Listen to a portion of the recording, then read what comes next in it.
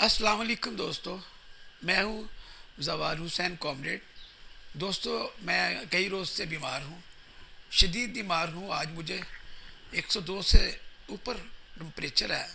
لیکن میں نے یہ وزیر اعظم پاکستان عمران خان کی تقریر سنی ہے، تو میں اس کے حوالے سے گفتگو کرنا چاہتا تھا، چونکہ وہ شہید بھٹو کے حوالے سے گفتگو کی گئی ہے، تو میں کچھ چیزیں جو ہیں وہ آپ دوستوں سے شیئر کرنا چاہتا ہوں۔ احباب، 1977 میں جب شہید ذوالفقار علی بھٹو پاکستان کے منتخب وزیر اعظم تھے اور عوامی راج کی قیادت کر رہے تھے، تو اس دور میں ان کے خلاف، بقول ان کے راجہ بازار میں وہ آئے تھے جب ان کے خلاف تمام اپوزیشن جماعتوں کی تحریک چلی تھی، اور اس تحریک میں یہ کہا گیا کہ شہید بھٹو نے انتخابات میں دھاندلی کی ہے۔ اس میں تمام لیفٹ کی جماعتیں بھی تھیں، مذہبی جماعتیں بھی تھیں، ان لوگوں کا یہ مطالبہ تھا کہ نئے انتخابات کرائے جائیں۔ تو ذوالفقار علی بھٹو جو تھے، انہوں نے راول پنڈی کے راجہ بازار میں ایک خط نکالا تھا، اور اس خط میں یہ کہا تھا کہ مجھے انٹرنیشنل طاقتیں جو ہیں، قوتیں جو ہیں، وہ مجھے ایٹمی ری پروسیسنگ پلانٹ جو فرانس سے لیا جا رہا تھا، اور اسلامی سربراہی کانفرنس جو کچھ سال پہلے ہوئی تھی، اس کی پاداش میں مجھے عبرت کا نشان بنانا چاہتی ہیں۔ انہی دنوں میں پی این اے کی تحریک کے دنوں میں جب ذوالفقار علی بھٹو نے ایز پرائم منسٹر قومی اسمبلی میں خطاب کیا تھا، تو انہوں نے کہا تھا کہ وائٹ ایلیفینٹ میرے خون کا پیاسا ہے۔ اسی تحریک کے دوران ہنری کسنجر، اس سے پہلے ہنری کسنجر جو وزیر خارجہ تھے امریکہ کے، تو وہ ادھر لاہور آئے، اور لاہور کی ایک روایت تھی کہ جو مہمان آتا تھا اس کو شالامار باغ میں شہریوں کی طرف سے عشائیہ یا ظہرانہ دیا جاتا تھا۔ تو وہاں ہنری کسنجر آئے ہیں، اور یہ رپورٹ ہوا ہے کہ جو امریکہ کے مفادات کے خلاف کوئی بھی لیڈرشپ جو ہے وہ اقدامات کرتی ہے، تو اس کو بدترین مثال بنا دیا جاتا ہے۔ تو دوستو، یہ ایک عالمی بس منظر تھا جس پہ شہید بھٹو نے اپنے بارے میں یہ کہا کہ مجھے عالمی سازش جو ہے وہ میری جان کی دشمن ہے۔ اس سلسلے میں اگر ہم شواہد اکٹھے کریں تو بہت طویل فہرست بن سکتی ہے، لیکن اگر ہم 2-3 واقعات ہی دیکھ لیں کہ ذوالفقار علی بھٹو کے ساتھ ہی شاہ فیصل جو سعودی عرب کے فرما روا تھے، ان کو بھی ان کے بھتیجے نے قتل کر دیا۔ اسی طرح اور بھی انور سادات جو تھے، ان کا بھی، یعنی جو اس وقت ریفارمسٹ تھے، جو پاپولر لیڈر تھے اسلامسٹ، اور وہ اسلامی سوشلزم کے دائی تھے، ریفارمز کے دائی تھے، تو ان کو ٹارگٹ کر کے عالمی سازش کہتے ہیں یا جو بھی آپ کہتے ہیں، اس پہ ایک لمبی ڈبیٹ دلائل کے ساتھ کریں تو زیادہ اچھا ہوگا۔ ہم نہیں چاہیں گے کہ وزیر اعظم عمران خان کی طرح بنا کسی ثبوت کے، بنا کسی بات کے اتنی بڑی بات کر دیں۔ اگر اس پہ بات کرنی ہو تو ہمیں اس کے ثبوت پیش کرنا چاہیے۔ اس کے بعد پھر ذوالفقار علی بھٹو جو ہے، ان کو راول پنڈی جیل میں بند کر دیا گیا، اور وہ مقدمہ تھا ان پر، 309 لگی تھی ان پر، اور اس میں اقدام قتل میں مشاورت کا ذمہ دار ٹھہرا کر ان کا مرڈر، جوڈیشنل مرڈر کر دیا گیا، ان کو پھانسی دے دی گئی۔ جوڈیشنل مرڈر کا لفظ جو ہے، یہ پہلی بار یہاں ایک عالمی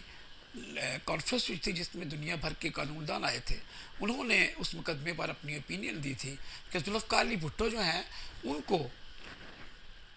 کا جوڈیشنل مرڈر کیا گیا ہے۔ تو اب ہم کٹ کر کے آتے ہیں یہ آج کے وزیر اعظم پاکستان عمران خان پر۔ عمران خان نے بہت جذباتی تقریر کی،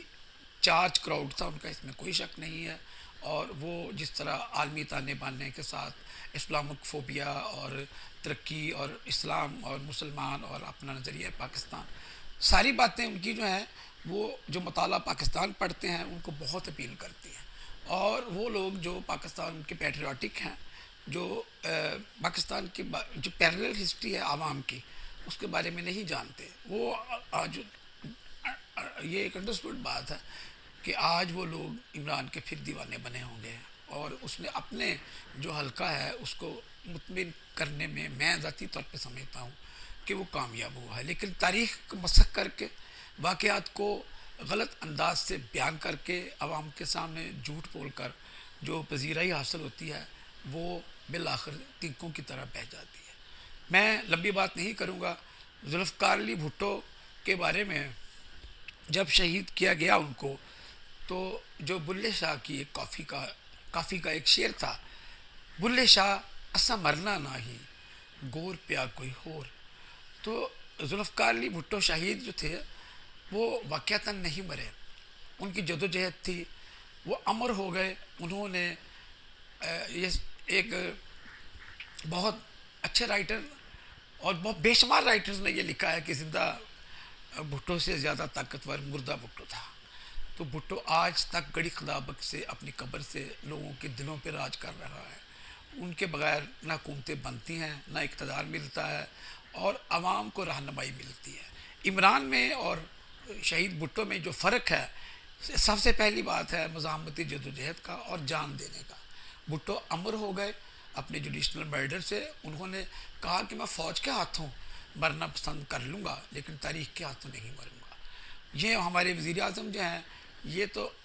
سبھی ہاتھوں سے بچنے کے لیے واویلا کر رہے ہیں، جس کا اظہار انہوں نے آج کیا ہے. تو دوستو،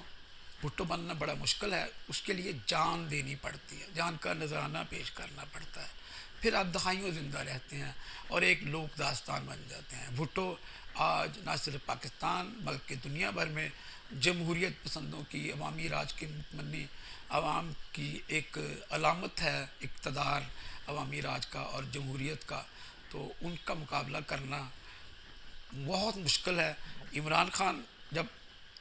مزاحمت کریں گے، جب بھٹو جیسے حالات کا مقابلہ کریں گے، تو سب سے پہلے سلوٹ جو ہے ہم بھٹو کے ماننے والے اس کو پیش کریں گے. لیکن ایسا بہت ممکن ہے چند دنوں بعد جو پرسپیکٹو، جو تناظر سامنے آ رہا ہے اس میں اقتدار جاتا دکھائی دے رہا ہے، اور اس کے بعد اپوزیشن میں